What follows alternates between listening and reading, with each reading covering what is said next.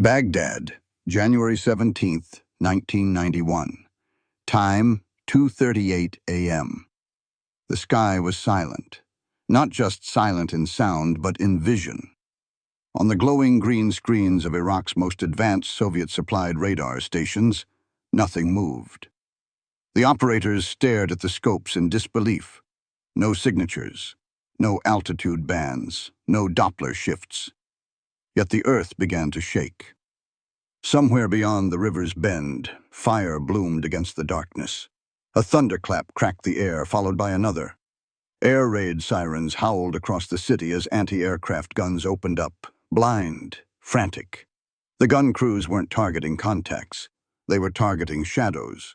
In the command bunker below, Soviet advisors watched the screens, still blank, still no sign of aircraft, until the feed from Baghdad's airfield went black. A direct hit. No radar lock, no missile intercept, no warning. Just gone. For the first time since deploying to Iraq, Colonel Yuri Sidorov, an officer trained at the Gromov Flight Research Institute, felt panic. Not because of the explosions, not even because of the attack. Because nothing was showing up, not a blip, not a spike, not a hint. As if the Americans had found a way to erase themselves. In reality, they had. The F-117 Nighthawk, America's first operational stealth aircraft, had just struck the first blow of Operation Desert Storm. Flying undetected, unaided, and unharmed, it had bypassed the densest radar environment outside Moscow itself and neutralized Iraq's air defense network in a matter of minutes. No warning, no engagement, just precision strikes launched from 27,000 feet by aircraft the Iraqis and their Soviet advisors couldn't see. And the nightmare had only begun. Over the next 48 hours, 42 F-117s would strike over 30 high-value targets inside Iraq, including hardened bunkers, command centers, and radar hubs. Baghdad, supposedly one of the most heavily defended cities on Earth, was left burning and blind. Iraq's Soviet-built integrated air defense network had just been rendered obsolete. Not by jamming, not by deception, but by absence. The F-117 didn't evade radar. It ignored it, and in doing so, it didn't just destroy targets on the ground, it shattered decades of Soviet doctrine about air power, detection, and control. This was no longer a war of attrition. This was a war fought by ghosts, and the Soviets had just learned ghosts don't show up on radar. The myth of radar infallibility was born in the early Cold War and nurtured by the Soviet Union with religious fervor. From the jungles of Vietnam to the plains of Central Europe, Soviet-designed radar systems had delivered results. They had tracked high-altitude U-2s. They had guided missiles that brought down American B-52s and F-4 Phantoms. They had built a wall of electronic vision across the Eastern Bloc, one radar tower at a time. In Moscow, the Air Defense Command believed in one thing above all. If it flies, we can see it. If we can see it, we can kill it. This belief had shape, doctrine, layers. Strategic early warning radars like the P-14 Tall King and P-35 Barlock formed the outer ring. Closer in, medium-range mobile radars tracked low-flying threats. All of it fed into a centralized command and control system designed to vector interceptors and surface-to-air missile, SAM, batteries with precision and speed. These systems weren't just hardware, they were the spine of Soviet military theory. So when Soviet advisors deployed to Iraq in the 1980s to reinforce Saddam Hussein's air defense network, they exported more than just equipment. They brought the doctrine. Iraq built its air shield accordingly. By 1990, Baghdad alone was surrounded by over 700 anti-aircraft guns, multiple overlapping radar zones, and dozens of Soviet-made S-75 and S-125 SAM launchers. The Iraqis even acquired French radars and Chinese fire control systems to close potential gaps. The advisors trained crews to monitor 3 radar layers at once, to fire in salvos, to assume that even low-flying threats could be spotted, tracked, and intercepted in time. Their confidence was absolute. After all, this was the same doctrine that forced the U.S. to fly at night in Vietnam. The same system that had once knocked Francis Gary Powers from the sky, the same radar logic that covered Moscow itself. And yet a weakness had already crept in. One ignored at first, then dismissed later: stealth. Throughout the 1980s, whispers of American invisible aircraft reached Soviet ears. There were satellite photos of odd angular prototypes in Nevada. Western military analysts talked about radar cross-section reduction. But inside Soviet doctrine circles, these stories were treated like science fiction. Sure, stealth could lower detection range. But make a plane vanish? Nonsense. Radar was too powerful, missiles too fast. Even a partially hidden aircraft, they believed, could be burned out of the sky once it crossed into a defense envelope. The advisors laughed at the idea of stealth being invisible. They taught Iraqis that mass defeats stealth, that by saturating the sky with radar and fire, even the most sophisticated aircraft could be downed. They told their Iraqi students, "The sky is a net. Nothing escapes the net." But the F-117 wasn't built to dodge the net. It was built to slip through the holes so perfectly that the net wouldn't even move. On January 17th, that doctrine, exported, trusted, battle-tested, collapsed in the silence of a radar screen showing nothing at all. Soviet military thinking had always revolved around visibility. The battlefield was a theater of signatures: infrared, radar, optical, acoustic. Victory came from overwhelming those signatures with layered defenses and brute force. From this principle grew the Integrated Air Defense System, IADS, a multi-tiered shield of radars, command centers, SAMs, and interceptor aircraft. To the Soviet mind, control of the sky wasn't just a function of air superiority. It was about denial. Denial of access, denial of approach, denial of surprise. The IADS was designed not to chase aircraft, but to trap them. No matter how fast or low an intruder flew, the system would see it, share its data across linked units, and fire from multiple vectors. Aircraft would enter, be painted by radar, and die. This was the theory. This was the belief. And for decades, it had worked. So when Iraq became the first export test bed for a full-scale Soviet-style IADS outside the Warsaw Pact, Moscow viewed it as proof of concept. Baghdad was surrounded by over 60 radar installations, including high-frequency early warning sites, low-frequency gap fillers, and fire control radars. The capital's SAM network alone rivaled that of Moscow's outer perimeter. Layered and redundant, the doctrine was brutal but elegant.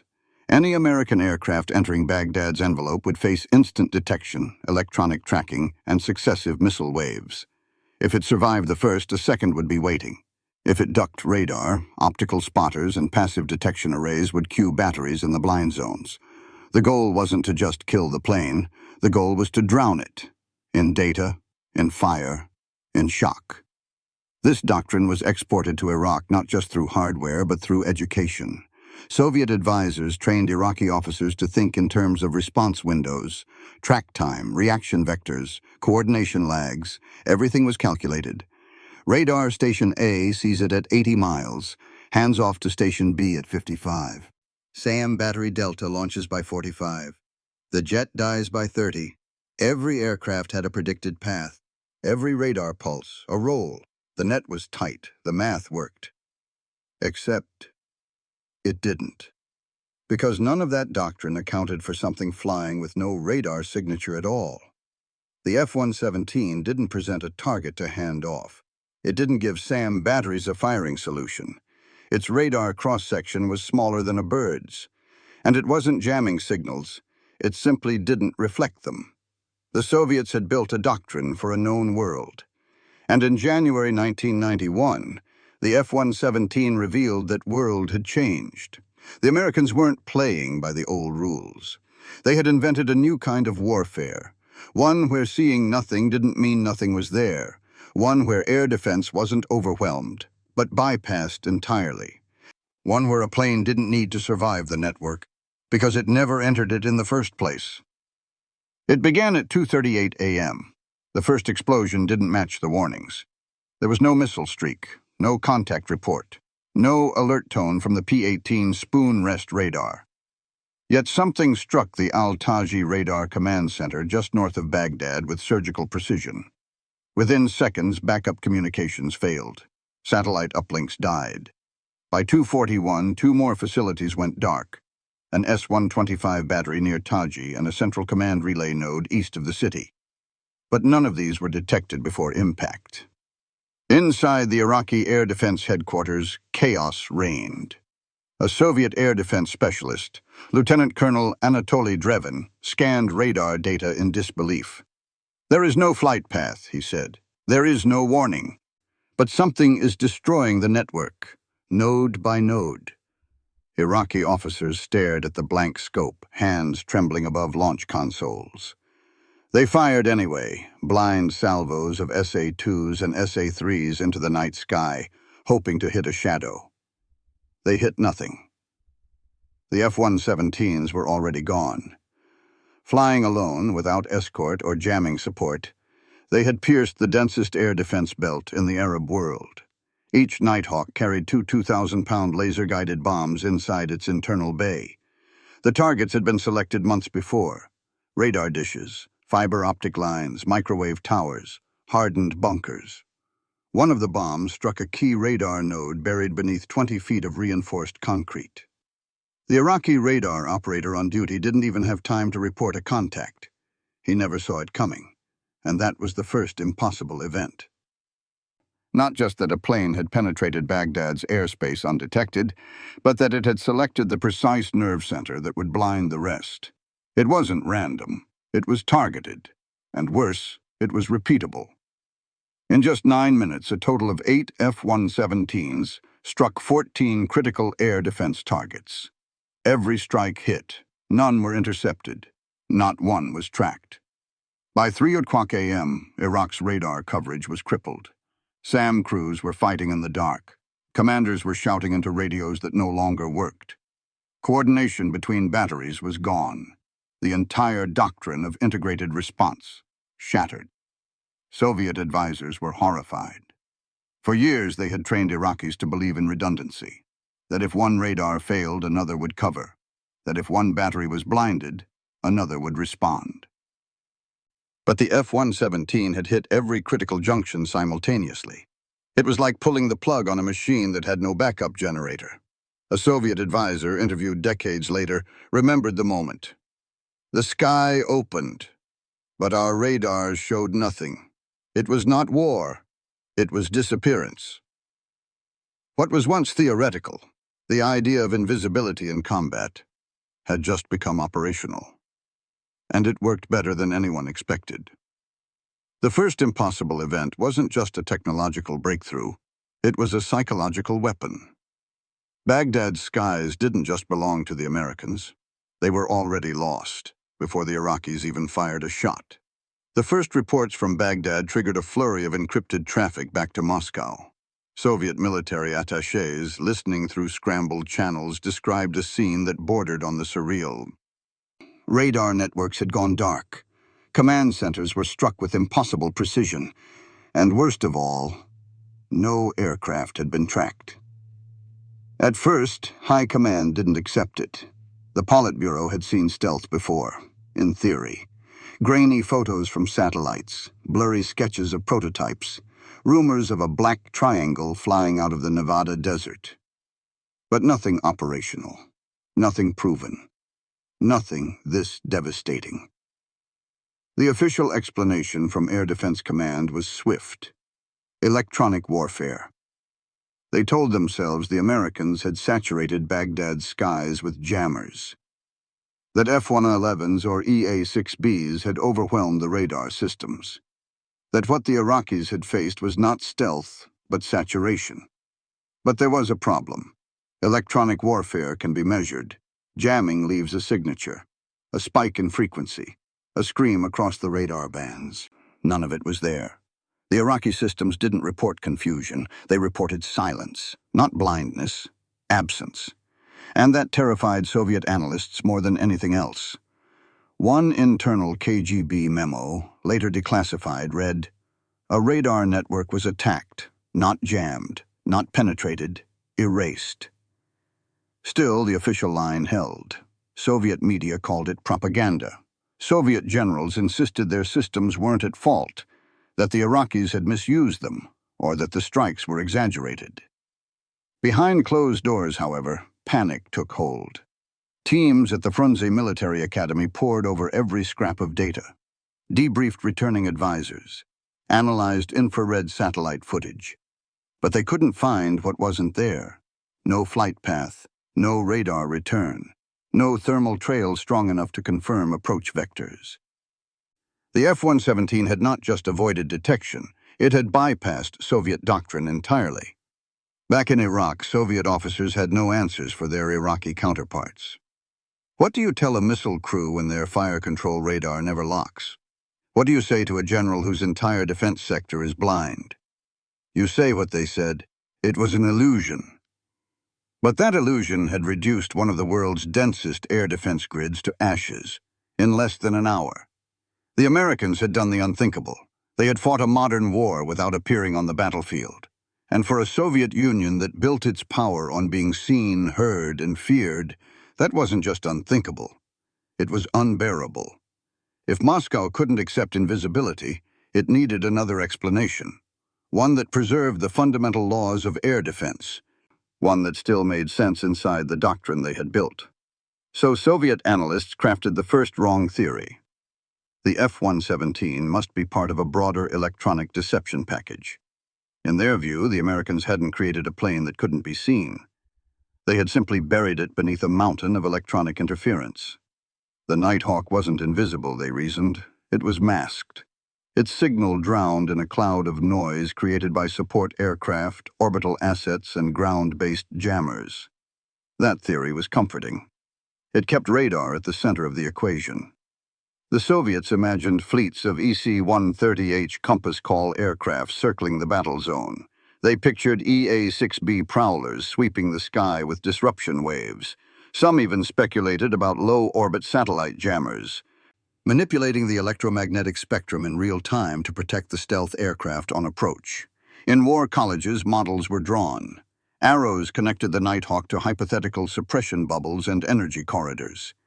Instructors taught that the real threat was in coordination, not invisibility. One retired Soviet colonel, reflecting in the mid-2000s, recalled, "We believed the Americans had cast a shadow over our sky, not erased themselves, but hidden inside the shadow." But the data refused to cooperate. Captured Iraqi radar logs showed no anomalies, no surge in signal loss, no interference patterns consistent with jamming. More importantly, surveillance aircraft tasked with monitoring the electromagnetic spectrum recorded silence. There had been no cover. The F-117 had flown without escort, without jammers, without masking.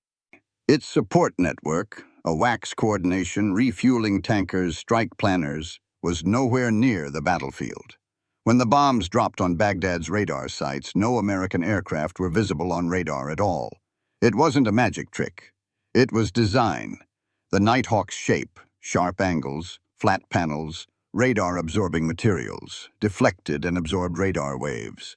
Its engines were buried deep in the fuselage. Its exhaust was cooled. Every surface, every angle, every rivet had a single goal: to vanish. The Soviet theory wasn't wrong because it lacked imagination.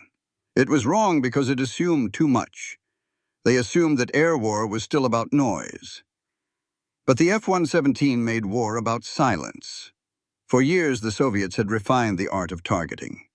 The Americans had quietly perfected the art of not being targeted at all, and as the bombs fell, precision-guided from 27,000 feet, the old logic, radar sees, missile strikes, air defense prevails, died with the buildings those bombs destroyed. The first wrong theory collapsed under its own weight, and the Soviets were about to double down on a second. After the first theory failed, after it became undeniable that jammers hadn't cloaked the F-117, Soviet strategists pivoted. If the Americans truly had a stealth aircraft, then surely it came with a fatal flaw. That flaw, they decided, was fragility. The second wrong theory was built not around denial, but hope. The hope that stealth was a one-trick pony. That it only worked as long as it wasn't seen. That if, by chance, by accident, by pure luck, a radar beam did detect an F-117, the aircraft would fall apart under fire. This idea wasn't just convenient, it was necessary. The Soviets had spent decades refining ruggedness. They built planes that could survive missile hits, absorb shrapnel, operate from dirt runways. In contrast, they believed the American stealth aircraft must be delicate, made of exotic materials, limited in maneuverability, dependent on automated systems, and more than anything, useless in a close-range fight. So they instructed Iraqi crews to adapt, no longer trying to lock and track, just fire, everywhere. Missile batteries were told to launch salvos across wide sectors. Anti-aircraft guns were retasked to create overlapping walls of fire. Radar operators were instructed to set traps, flooding expected flight corridors with heat-seeking missiles, hoping to snag a stray exhaust plume. In theory, this made sense. If you can't see the ghost, maybe you can hit it by saturating the air with steel and fire. But this theory missed what made the F-117 so lethal. It didn't just avoid detection, it avoided detection zones. Nighthawk pilots flew precise, pre-planned routes that weaved between known radar nodes. Their approach angles were calculated to slip past radar cones. Every turn, every descent, every climb was optimized to avoid both surveillance and intercept paths. They never flew the same path twice. They never lingered. And they never entered a threat envelope they hadn't already neutralized. During the first 48 hours of Desert Storm, over 600 radar-guided surface-to-air missiles were launched across Iraq. None hit a stealth aircraft. Not one. Even the widely feared SA-6 Gainful, known for downing Israeli fighters in the 1973 war, failed to find a single target. The second wrong theory, that stealth could be defeated with volume, collapsed, because volume doesn't matter when you're aiming at nothing. Soviet advisors couldn't believe it. One Russian officer stationed at Tammuz Sam's site reported, "We fired 14 missiles. Our scope showed clear sky. We hit nothing. We saw nothing. It was as if we were fighting a wind."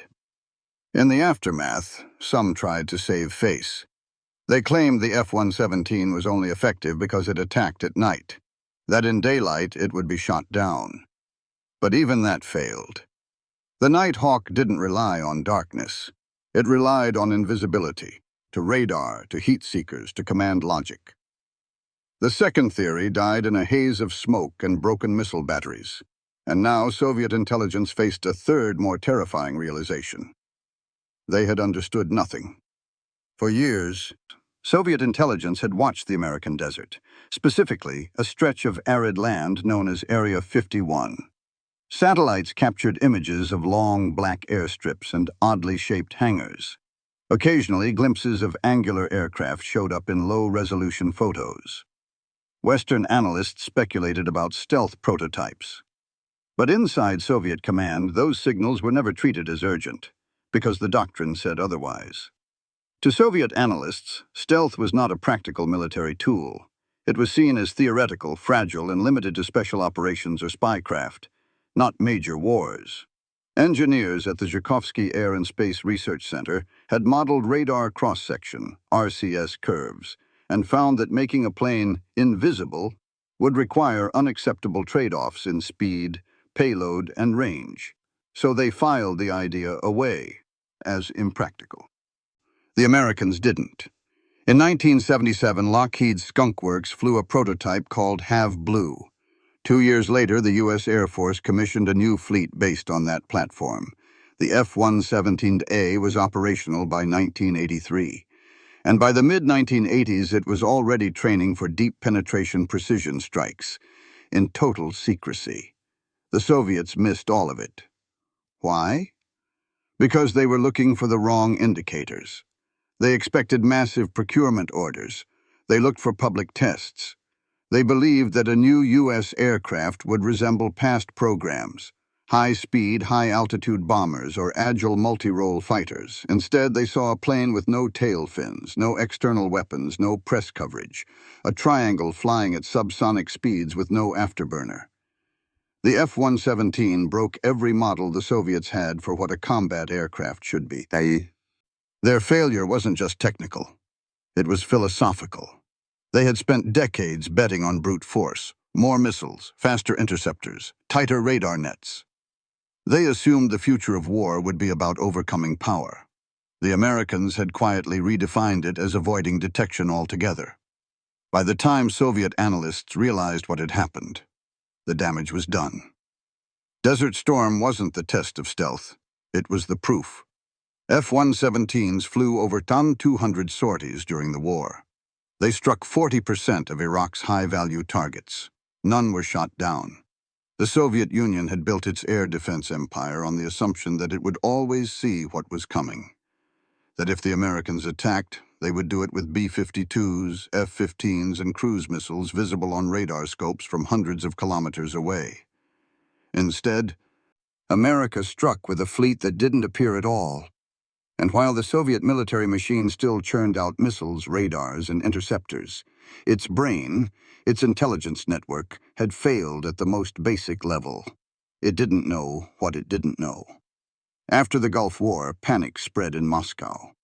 Emergency briefings were held to accelerate anti-stealth development. New radar algorithms were proposed. Infrared search and track systems were fast-tracked. But the gap was generational. The Americans had been flying stealth for nearly a decade. The Soviets didn't even have a prototype. The intelligence failure wasn't just missing the F-117, it was missing the future. Stealth wasn't just a material advantage, it was a shift in the entire philosophy of warfare. To the Soviets, the F-117 was a puzzle. To the Americans, it was only one piece of a much larger system, a doctrine engineered not just to bypass defenses, but to dismantle them, quietly, cleanly, with mathematical precision.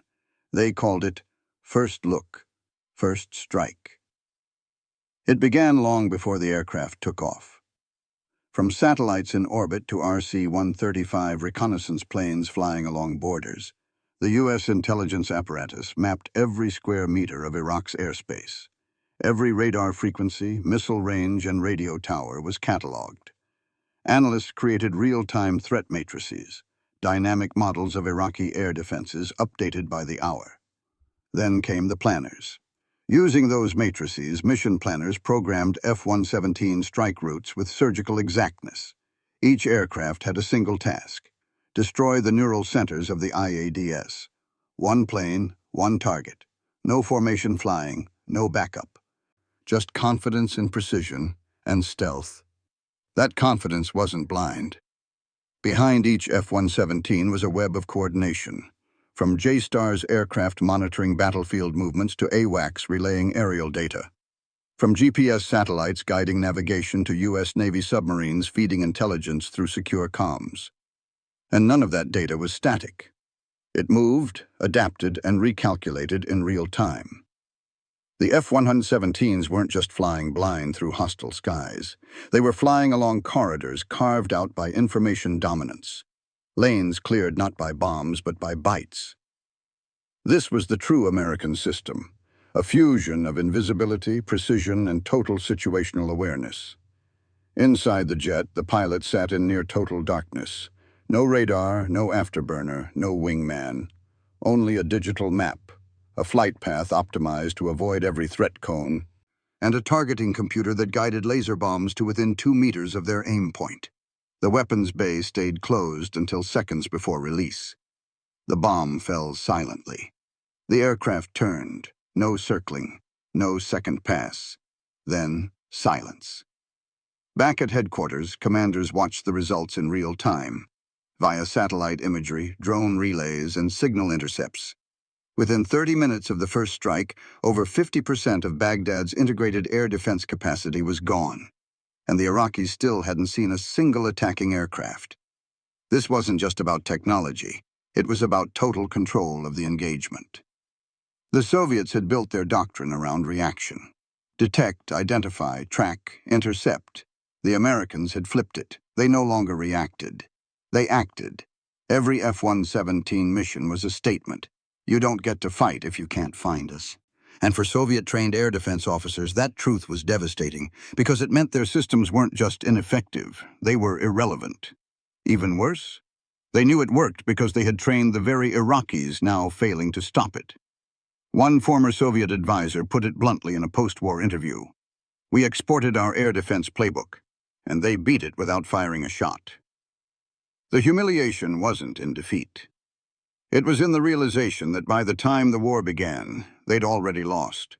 In most wars, air defense units expect casualties, losses, damage. But in Desert Storm, the Iraqi IADS, trained, built, and modeled on Soviet theory, didn't just take hits, it ceased to function. Within the first 48 hours of the war, over 90% of Iraq's radar coverage around Baghdad was either physically destroyed or electronically severed. Communications between SAM sites collapsed. Coordination with interceptor squadrons disappeared. Radar towers burned. Command bunkers lay in ruin. And yet, no Iraqi radar crew ever saw what hit them. The humiliation was not tactical. It was existential. In one of the most surreal scenes of the conflict, anti-aircraft gunners near the Al-Rashid district opened fire at empty sky. For nearly 10 minutes, they poured thousands of rounds into darkness. No aircraft visible, no radar locks, just fear. The next day, satellite imagery showed their guns had hit each other. Soviet advisors could barely process it. This was the system they had praised, the doctrine they had spent years refining and exporting. And it wasn't just defeated, it was mocked. At the height of the first wave, 42 F-117s flew deep into Iraq, striking key installations. Not one was damaged, not one was tracked. Iraqi fire control radars never even detected a threat until after the bombs had dropped. The Soviets watched this unfold through their own eyes, via field reports, real-time radio transcripts, and the panicked voices of Iraqi officers. It wasn't a breakdown in command. It was a collapse of belief. A Soviet colonel embedded at a SAM operations center outside Baghdad later wrote in his memoir, "We taught them to see with radar, but what do you do when sight itself becomes useless?" The humiliation went further. After the initial F-117 strikes crippled early warning systems, conventional U.S. aircraft followed, F-15s, F-111s, even B-52s. Now the Iraqi gunners could see targets. Now the radar pings returned. But it was too late. The outer shell was gone. The defense had been gutted from within. And every additional missile fired, every shell, every tracer, only underscored the futility. By day 3, Iraqi SAM sites began turning off their radars. Not from cowardice, but calculation. To activate them was suicide. American HARM missiles hunted radar emissions with brutal efficiency. Turn it on and you die. Stay dark and you're blind. Either way, you lose. It was the perfect demonstration of modern aerial dominance. But for the Soviet officers, men who had spent their lives building this system, the worst blow wasn't in what was destroyed. It was in how little effort it took to destroy it. 12 F-117s with precision bombs had erased an entire strategic doctrine. No dogfights, no massed formations, no overwhelming numbers. Just silence, followed by impact. The Soviet Union had once believed its radars formed an iron dome. Instead, they watched that dome evaporate. Cut open by aircraft their radars couldn't see, their missiles couldn't reach, and their minds couldn't understand. And in that silence, a generation of strategy died. When the F-117 dropped its first bomb over Baghdad, the world changed. But nowhere more so than inside the minds of Soviet military thinkers. For decades, the USSR had defined itself not just through weapons, but through systems. Systems of control, systems of detection, systems of denial. The integrated air defense system was one of its crown jewels, a creation that blended electronics, geometry, and firepower into a doctrine meant to repel the most advanced threats of the West. And in a single campaign, it had been rendered obsolete. The Americans hadn't just outgunned it, they had bypassed it altogether. The very logic of Soviet strategic defense collapsed. Stealth was no longer theoretical, it was operational. The air defense model that formed the spine of the Soviet homeland, layered radar fields, SAM rings, and fighter intercept corridors, suddenly looked like it was built for the wrong century. Commanders from East Germany to Vladivostok realized they had no tools to stop what was coming next. The American war machine had shown it could neutralize an entire nation's ability to see, respond, or fight in the air before the main war even started. Strategically, it was devastating. The entire Warsaw Pact air defense posture, still intact in 1991 despite the political unraveling, was built on the same assumptions the Iraqis had followed and failed with. And while the Soviet Union was already buckling politically and economically, this military humiliation struck deeper. It proved that no one was watching the future. In response, rushed projects were greenlit. Low-frequency radar networks were proposed to spot stealth aircraft. Infrared search and track systems were upgraded. The S-300 was accelerated and designers began modeling systems that would eventually become the S-400 and beyond.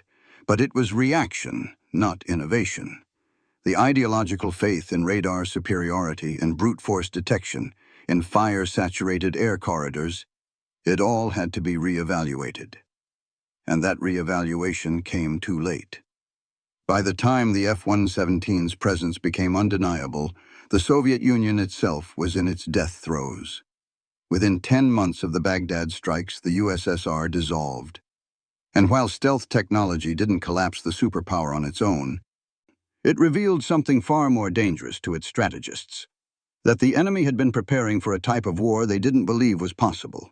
One fought in silence, with information instead of numbers, with precision instead of mass, with absence instead of presence. This wasn't just a defeat. It was an ideological demolition. Because the F-117 hadn't just destroyed radar sites, it had proved that visibility was no longer power. And in the Cold War's final act, the Soviet Union learned too late that even the greatest weapons fail when they're aimed at a battlefield that no longer exists. The F-117 Nighthawk retired quietly in 2008. No public ceremony, no parade. Just the folding of wings and the closing of hangar doors at Tonopah Test Range.